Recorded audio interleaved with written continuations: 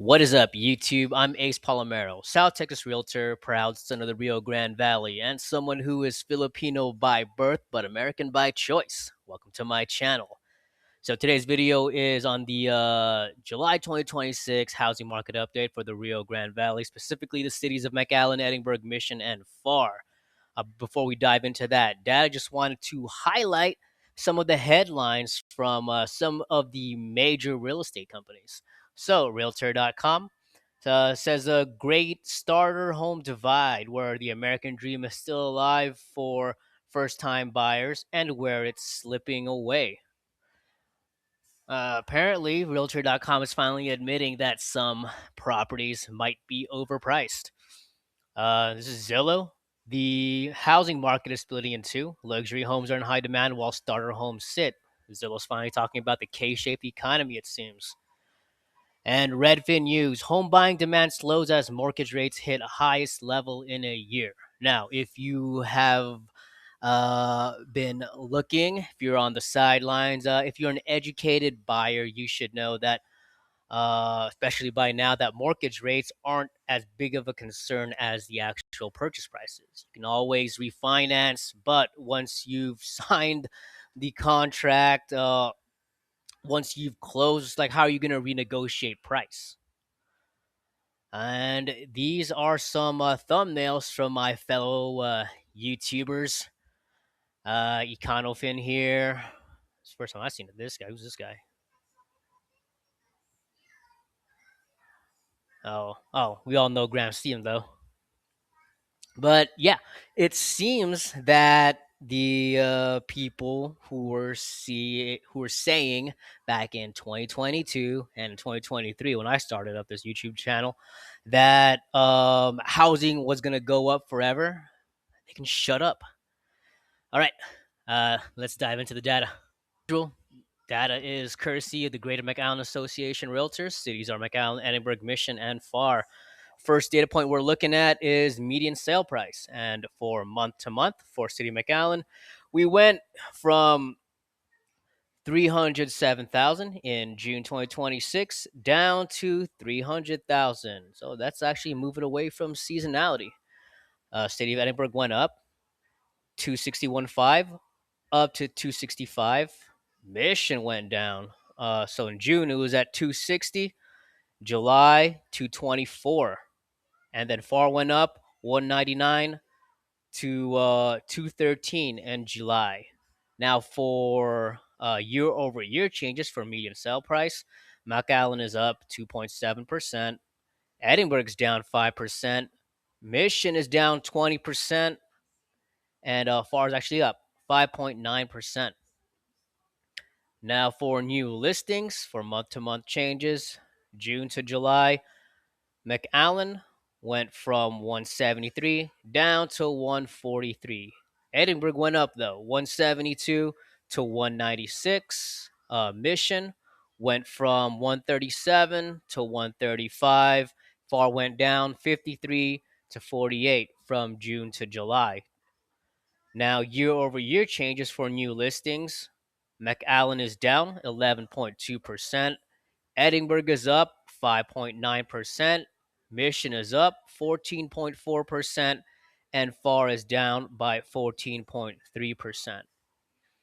Now, for homes for sale, this includes both new and existing listings, basically those that have been there for the prior months. From June to July, McAllen went from 581 down to 547. Edinburg went from 643 to 642, negligible change. Mission 563 down to 537. And then Far went from 162 to 169. For year to year changes, McAllen is up 4.8%. Edinburg is up 1.1%. Mission's up 4.9%. Far is up 5%. Now, for pending sales, these are homes under contract, but they haven't made it a closing day yet. So month to month changes. McAllen went from 65 to 82. It's in line with seasonality. Edinburg, barely anything. Just 87. 87 to 87. Mission, 54 up to 62. FAR went down 20 to 17 pending sales. Now for year to year changes, July of this year versus July 2025, McAllen is up 15.5%. Edinburgh is up 35.9%. Mission is up 8.8%. FAR is down 26.1%. So if you're looking at pending sales only, it seems that McAllen, Edinburgh, and Mission are doing pretty good year to year, right? But if we go to like actual closed sales, so from June to July, month to month changes, McAllen went from 77 down to 62. That is not in line with seasonality. Edinburgh 101 to 83, same thing.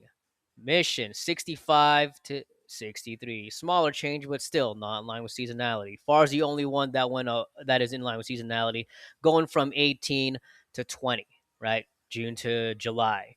And if we look at year to year changes for closed sales, McAllen is down 28.7%. Edinburgh is up 10.7%. Mission virtually no change, and FAR is up 11.1%. So what's up with McAllen? Let's see if this changes anything. So do previously owned. So all previously owned for closed sales, McAllen down 32.9%.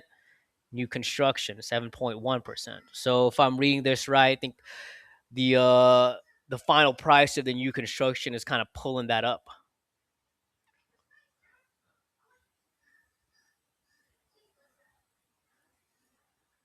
Okay, so let's go to days on market, month to month changes.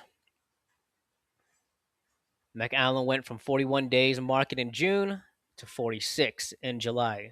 So staying on the market a little bit longer. Edinburgh, 47 in June, up to 72, much longer. Mission went down 88 to 64. FAR went from 40 days on market in June to 46 in July. And then all of them but FAR are up year over year. So McAllen 4.5% increase days on market. Edinburgh is up 50%. Mission's up 18.5%, and only FAR is down by 29.2%. And finally, months of supply. Remember, months of supply, basically a measurement of demand, how long it would take for the existing homes on the market to sell at this rate. So month to month changes. McAllen 8.7 in June, down to 8.1. Edinburgh 8.2, down to 8. Mission down from 9.4 to 8.9, with FAR the only one going up on the months of supply from 7.6 to 8.1.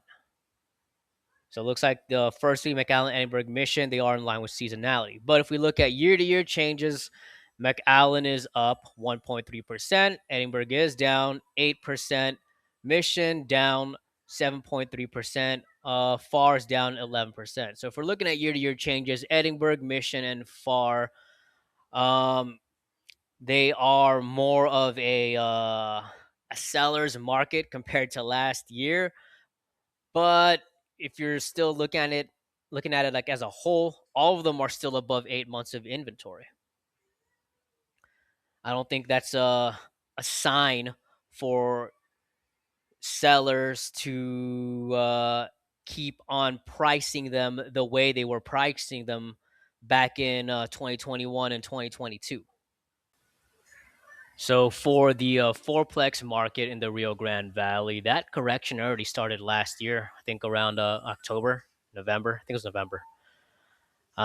For land, same thing. It started last year. At least if you're looking at anything like I think 10 acres and up. For single family, if we're talking about the peak of the price, I think it'll show that it was this year. Now real estate is hyper local, and you have to remember that people buy and sell their primary residence largely based off like like life events. They don't necessarily see the median price, or they see the trend of what the price is going to be, or the rents are going to be, or what the rates are, and think, oh, now's a good time to buy a house. Like, no, they buy houses and sell houses because of things like growing families, right? Or getting married, getting divorced.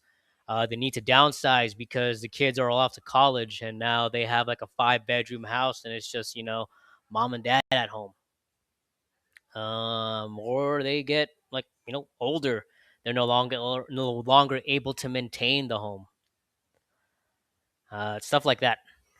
And all it takes really is for one seller in a given neighborhood to, you know, drop the price or sell their property for a lower price than everybody else was all year.